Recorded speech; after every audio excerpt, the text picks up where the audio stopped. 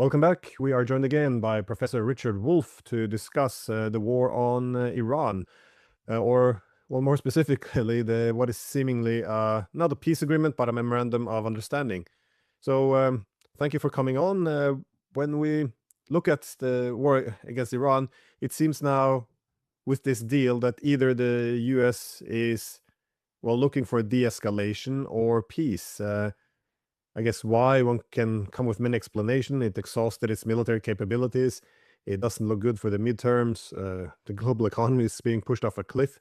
So again, it's still unclear, I think, if this is a temporary pause or the US is actually accepting a new and much less favorable status quo. But from where we stand today, how do you read the situation in terms of the economic consequences of the Iran war? Okay, let me tell you how it appears to me. Number one, in response to what you just said, as an American, I was born here, I've lived and worked here in the United States all my life. Um, I wish I could believe even a little bit that this is the end of the story, that a lesson has been learned, a deal has been more or less worked out, and that the United States is afraid of getting anywhere near any of this again. I wish that that were true. I don't believe it, not even a little bit. This is for the people who run this country, this is a tactical retreat, beaten because they lost a war. They misjudged the situation. They misjudged their own capacity. They did a classic overreach of an empire going down. I don't think they learned what that means, which therefore translates into they will overreach again. And it's only a question of the specific situation as to how that happens, exactly when it happens, the form it takes. Could it be the Middle East again or Western Asia? Absolutely. Is that issue done? Not at all. If Mr. Netanyahu stays there and continues the business in Lebanon, that would be an opportunity. If Mr. Netanyahu loses his job and goes to jail and Mr. Bennett replaces him, he's already told us he is going to deal with Turkey as if it were the new Iran, to quote him. And therefore, Lord knows where that's going to go in terms of Turkey, its relationship to NATO, its relationship to Russia, its relationship to the United States. This is as open an area of overreach as you could want. It screams for mistakes to be made by a group of people in charge in Washington who have now demonstrated that the magnitude of the mistaken evaluations they can make are literally earth-shattering. And so what do you expect from Mr. Trump or Mr. Hegseth or any of the other, Vance, Rubio? Look at them. They either initiate bad decisions or accommodate them. But that's all. They do not prevent them. They haven't the interest. They haven't the capability. Meanwhile, the American media, even though they will offer some criticism, I wish I could tell you that the criticism is pointing in what you and I might hope for, but it isn't. If the Democrats defeat the Republicans in November, which is not that far away, and if the Democrats who win are the official centrist party dominating Democrats, they will do more, not less, to support Israel. They will do more, not less, to support the Europeans around the Ukraine. So what exactly is it that we should be looking forward to? Here's what, if you want my opinion, here's what is hopeful. The fact is that Iran won. No matter what this memorandum does or doesn't say, and no matter where it goes, that's clear. That is even clear here in the United States, where there is an effort to hide that is impressive, but not successful. And so you will have the left wing, the right wing, for different reasons and with different objectives, all agreeing to make it clear that this is not good. What has just happened here, not at all. And you can even see it in the ambiguity of the stock market. On the one hand, it wants to build up the notion that gasoline and oil will be cheaper than they have been. On the other hand, it's not so clear. It's not so sure. And it's not so clear how long it'll take to get them down and how long they'll stay down, even if you get them down, and what role will be played by refilling the reservoirs of strategic reserve that were used up over the last 2, 3 months because of all of this, which in the United States is nearly the entire reserve that was created. China also used up much of its reserve. How's that going to all be worked out? So if you put all this together, it's not just that we don't know, but that the lessons here are that we cannot imagine that we won't be victimized by an empire overreach, because the empire that's declining and that just overreached doesn't understand what I just said, doesn't see it that way, doesn't want to see it that way, will not accept the notion of that. Even the most critical voices, people that I agree with and I learn from and that I appreciate and that appear among other places on your program, I don't think quite want to go there yet. That there's relatively few who understand the concept of a declining empire with much care, and even fewer who link that to what's going on, even though, in my judgment, that's the key issue. The deterioration of the empire will shape how much overreach happens, where and when, and with what kind of devastating consequences.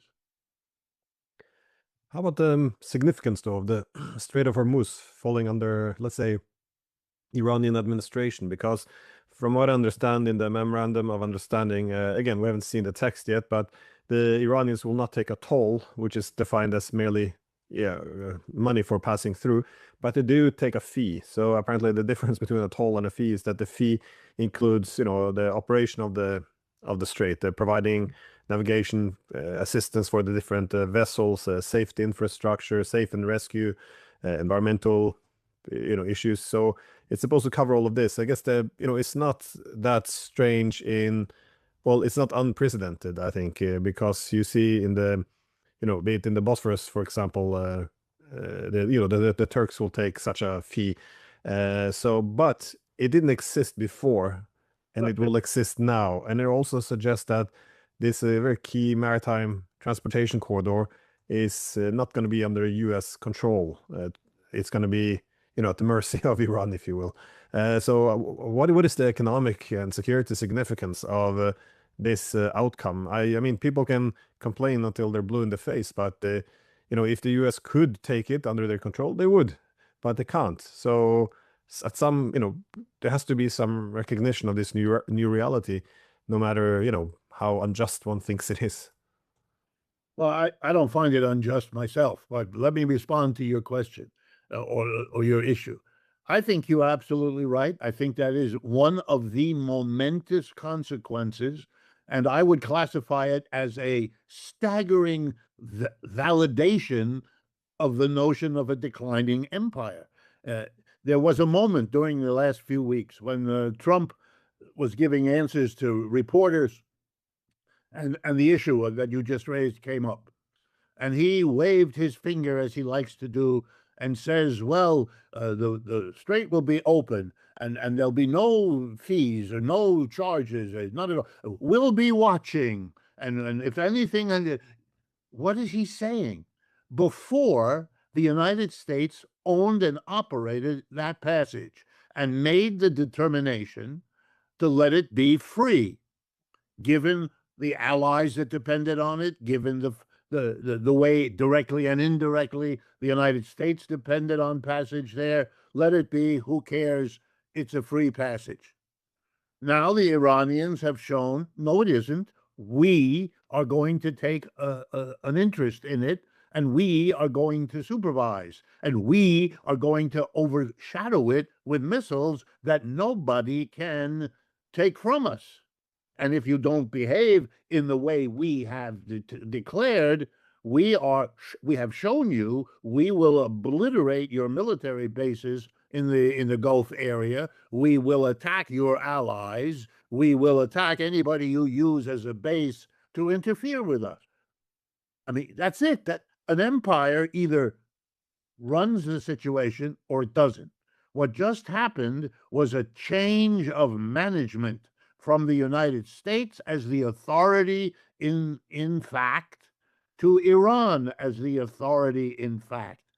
And of course, they can call it, if you can solve your diplomatic absurdity by changing the word toll to the word fee, and if this gives you a lot of satisfaction, go ahead.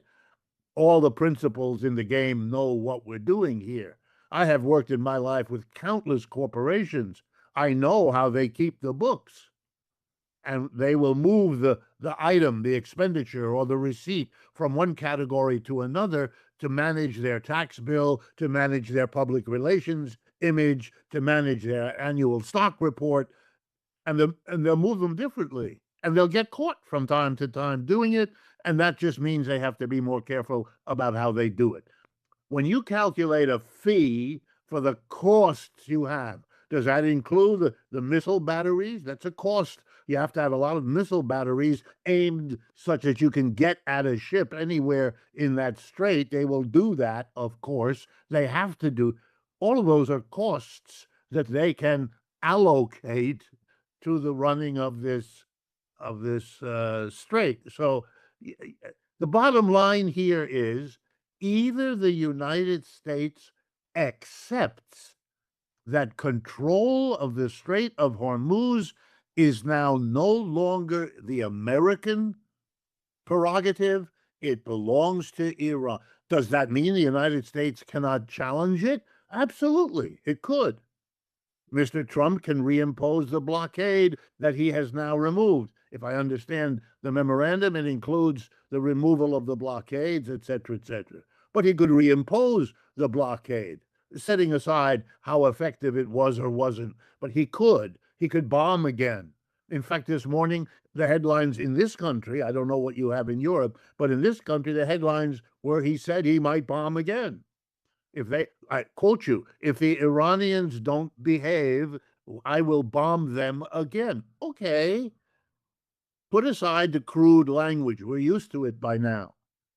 But it is also correct. He's right. That's what we will do. And if the Democrats get in there, it's not at all clear that they won't do the same. It was Democratic Party operatives who did much of the work moving NATO closer and closer to the Soviet Union and then to Russia. It was Democrats who pushed all of that. It was Democrats who have embraced Israel's political objectives. It was Democrats who have been pursuing the pro-Palestinians, as they call them, who are really not pro-Palestinian in this country. They are anti-Israel genocide. But, you know, the Democrats are right in there doing what they think needs to be done and being very hostile to the progressive Democrats. We have some of those, like Bernie Sanders and others, who are trying to push in the other, but they are very much secondary. So this is, you know, it's a little bit like hoping that Mr. Netanyahu leaves without understanding Israeli politics to indicate, no, that's not going to solve the problem, because you have in Israel the clear majority of which want to do what they are doing. So bottom line, this is a momentous event. It is a step, a milestone in the decline of the American empire. No question about it. The damage to an American ally, in this case Israel, obvious. The turmoil in Israel as a result, fairly obvious.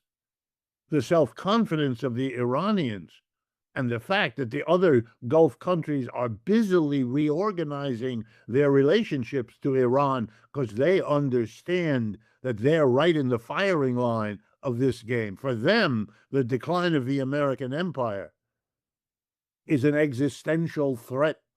That was their protection. And by the way, and I know you discussed this on your program, that for me, that's the same issue as Ukraine and Europe. The Europeans have had to learn that having made a decision for the last 75 years to completely rely on the United States left them open to what Mr. Trump is now doing, which is cutting them off.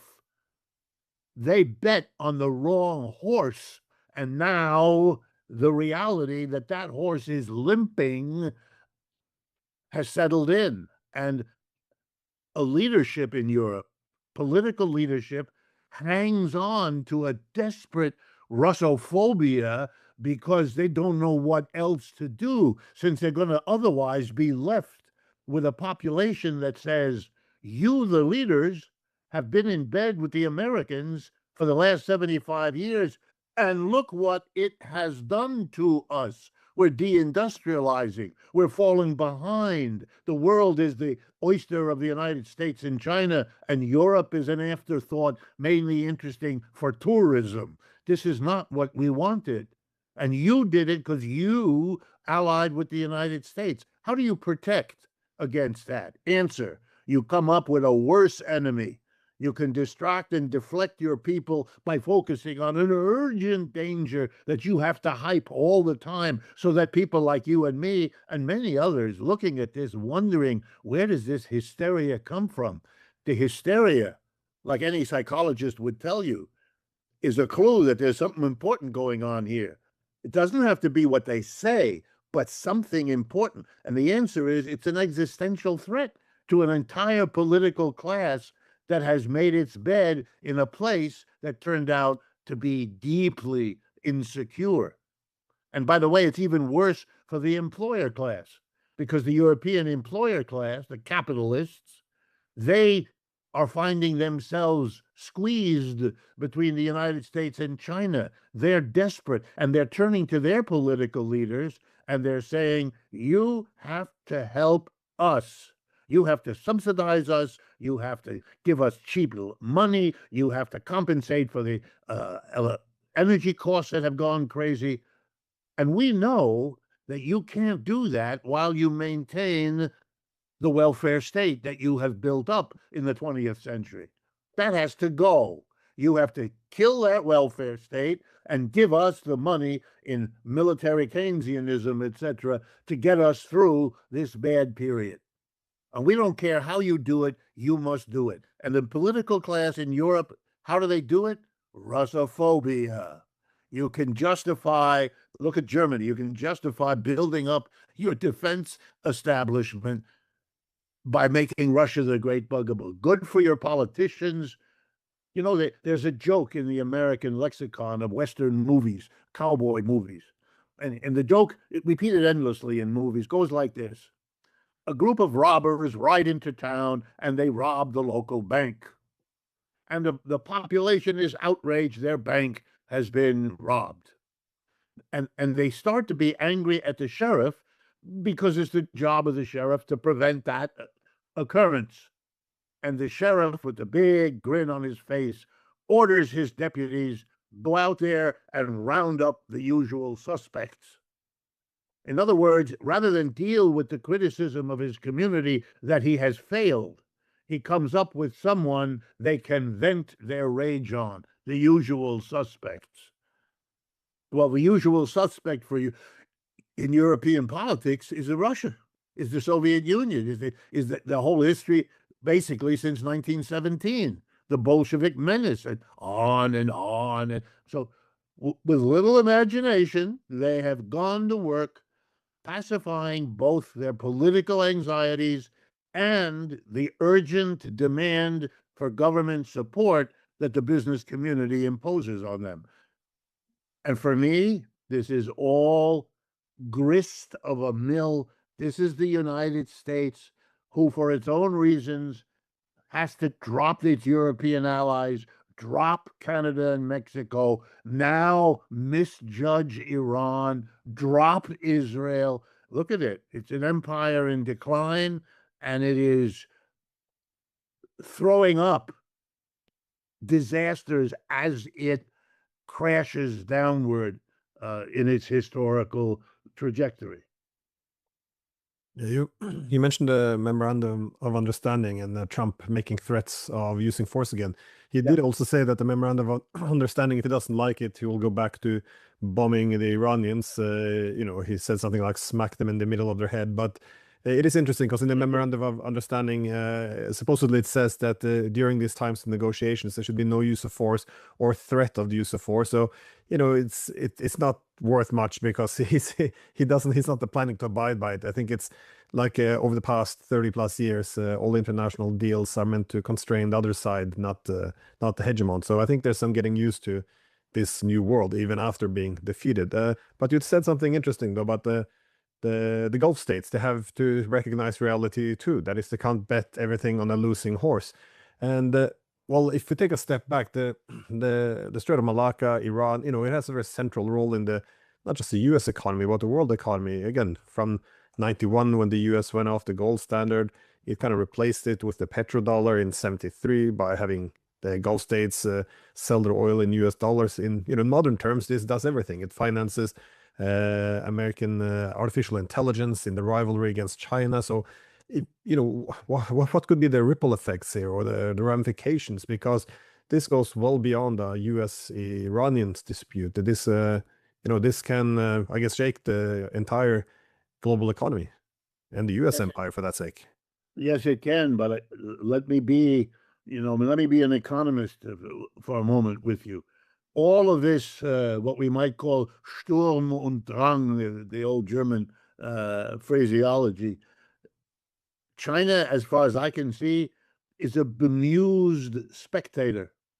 China is busy growing its economy. And in the long run, that has brought China every benefit imaginable.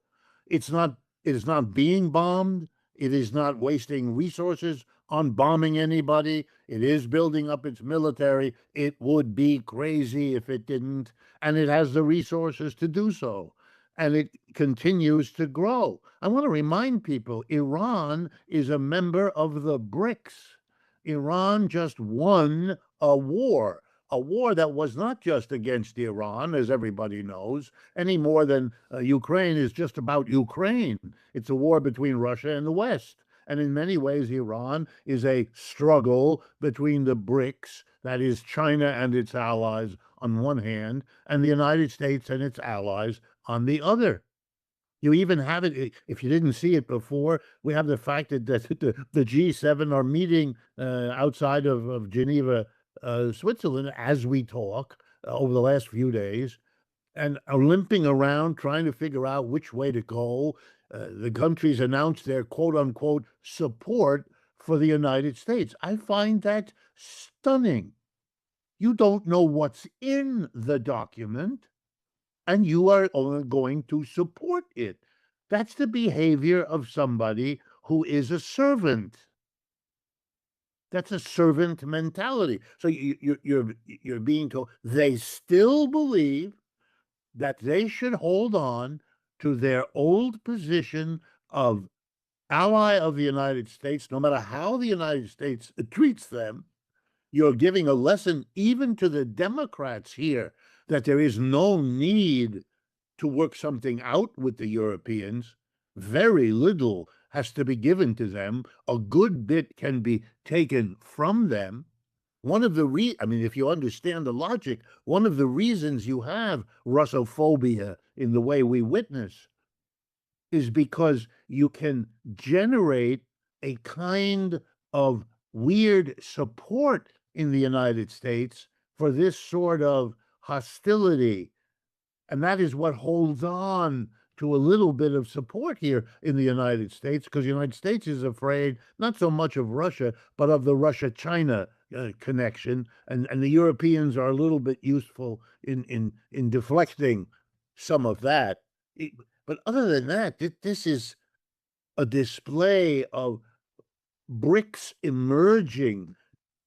I think you're going to see Gulf states, Asian states that had hesitated about linking up with the BRICS, they will now hesitate less. They will understand that you can say over and over again, as they do, that the BRICS is just an economic association. It's not a military. you can't draw those lines. Iran benefited not just from the obvious support it got from Russia and from China, but because it was part of the BRICS. There's all kinds of benefits, direct and indirect, that Iran was able to count on. And had it not been part of the BRICS, probably would have gotten less support that way. And who are we to say, without knowing better, how important all of that was? And it's a risk no government could take. You want that support, as much of it as you can possibly get. So yeah, I think it changes the balance between the BRICS as an alliance on the one hand and the G7 on the other. The G7 strikes me as weaker and weaker and weaker, and the BRICS are becoming stronger and stronger. And this event with Iran is yet another indication.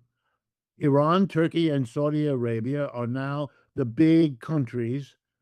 And, Saudi Arabia and Iran are already in the BRICS. Turkey isn't yet, but my guess is will be soon. And how they handle that, will they stay in NATO? Will they quit NATO?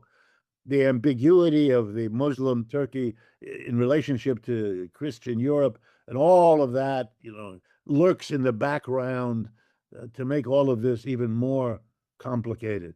And if the United States detaches from Israel, and let me make a point about that. I have lived, as I said, all my life in the United States, and during that time, the support for Israel was an enormously majoritarian support. It had to do with a long-standing problem of anti-Semitism inside the United States, which remains, and which has created, how shall I put it, a backlash over a century of people who feel it's important not to do that, not to go in that direction. Then there's empathy and sympathy for what happened in the Holocaust, in Nazis, and all of that. So you had a kind of a sense of Israel as a courageous effort of victims of a genocide recollecting themselves, and phrases like a people without land finally get a land that has no people, blah blah, looking not too closely at that, so you could believe it, even though it was never true, but you could believe it. And I have watched to this day, the majority opinion in the United States is now not in favor. Israel lost the majority of the American people. It really did. And that despite the closeness of the two countries politically, the closeness militarily, the fact that probably, if not the largest and one of the five most important political, financial, lobbying powerhouses in this country, AIPAC, is involved in almost every election, not just at the federal level, but often at the state level, trying to control the politics so that it remains friendly to all of that is weaker today than it has been in my lifetime. And that means that the Israeli problem is not only the disaster of what happened with Iran, which is crucial, but it is happening at the same time that inside the United States, the opinion, it's gone. I don't think, I mean, who knows, but I don't think that's coming back. I think the direction of change is not going to be reversed anytime soon. And I mean, I'll give you one example. I'm talking to you from New York City, where I live and where I am right now. And we just elected last November a new mayor, a nice young man named Zoran Mamdani, who is a Muslim, who is a socialist, self-definition, and who, in answer to a reporter's question, what will you do if Benjamin Netanyahu comes to New York? His answer was, I will have him arrested. All right? This is the largest Jewish community in the United States, right here in New York City. The majority of them voted for him, right? And that wasn't about him. That was about not wanting to be part of the old Republican and Democratic establishment.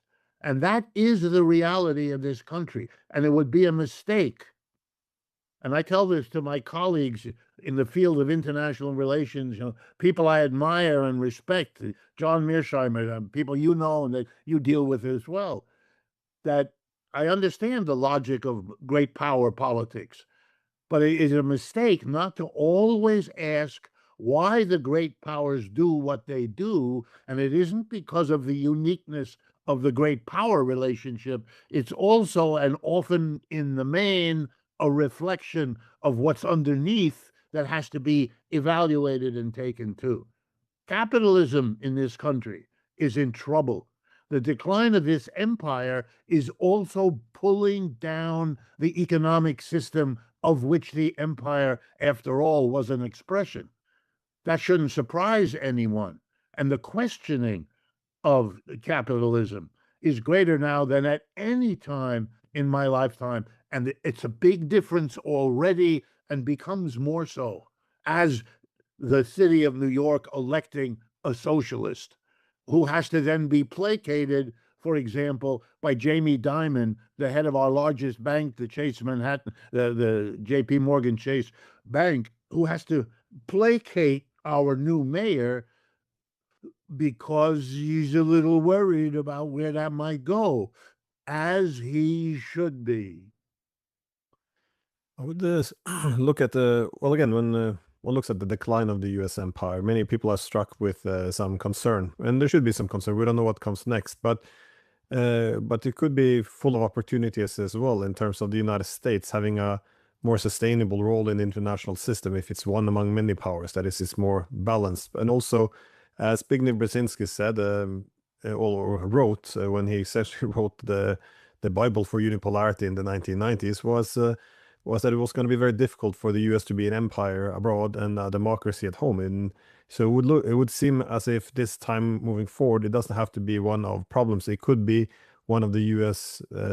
Essentially restoring its economic and financial discipline and yeah, stabilizing, improving its domestic governance. I mean, it's I and also it seems to me that China it can't really take over the position of the US because the role the US had, this global empire, this was a very unique period of history. That is, through history over the past centuries, you had fewer and fewer actors. And then, as of course, throughout the Cold War, you have two major actors, and then the Soviet Union ceased to be, and you have one global superpower. I think this is the last time we're going to see in the history, well, in the foreseeable future at least, only having one superpower. Wouldn't, I mean, even if China aspires now for global primacy, even its closest allies, be it Russia, would then begin to distance itself. It would the Indians would then give up its autonomy to take a more fierce balancing approach.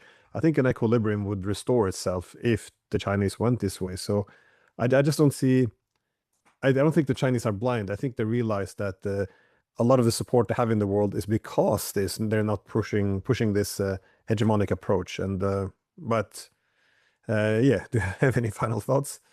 Yes, I wish, I hope you're right. I wish that the Chinese would have learned or will learn or do learn that lesson that you just summarized nicely. But I know that here in the United States, they haven't learned anything. They didn't learn anything from the British Empire and its collapse, in which they played a role. They went on ahead and tried very hard to be the global hegemon. And under Mr. Brzezinski's and Henry Kissinger, they literally went about doing that, administering that, and feeling very good and proud and not worrying about the future at all. Let me give you, as a final thought, how I understand this. And you know where I come from, so it won't surprise you. You made an interesting quotation, I forget from whom. You can't be an empire abroad and a democracy at home. Well, let me give you a parallel statement. I think it's from the Supreme Court Justice Felix Frankfurter a century ago. And he said, you can't have great concentrations of wealth and have a democracy. Those two things cannot coexist. So he's a Supreme Court Justice. He writes this down. And I would guess that most of the people sitting in an audience where someone says that would nod in agreement. And the reality of America is It made absolutely no difference at all. It is a rhetorical flourish that has not grasped the roots of the people who have to believe it if it's ever going to come true. So what do we have? We have the greatest concentration of wealth in American history. It's worse now than it was in the 19th century. It's as if the entire 20th century, when inequality was reduced in the United States, above all by the Great Depression of the 1930s, which compressed it like an accordion, all of that has been undone. We have returned and surpassed to levels of inequality. Are they consistent with democracy? Of course not.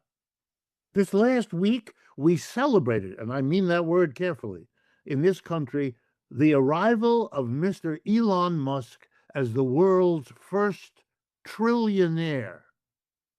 In other words, over the last few weeks, the man who was already the richest man in the world, credited with a personal wealth in the hundreds of billions of dollars, saw that grow, so he's now a trillionaire. So that's how capitalism works.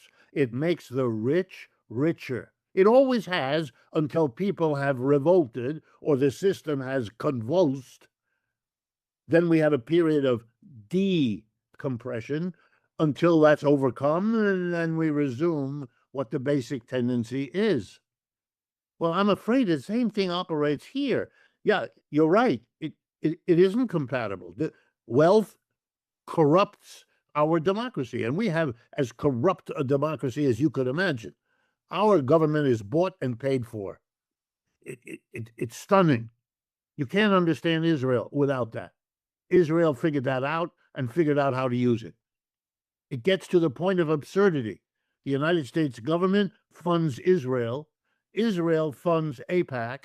AIPAC buys the government that funds Israel to give it. I mean, you have to have a sense of humor. Otherwise, this will drive you crazy. So what's the conclusion? Well, that's what I was hinting at before. You've got to deal with capitalism.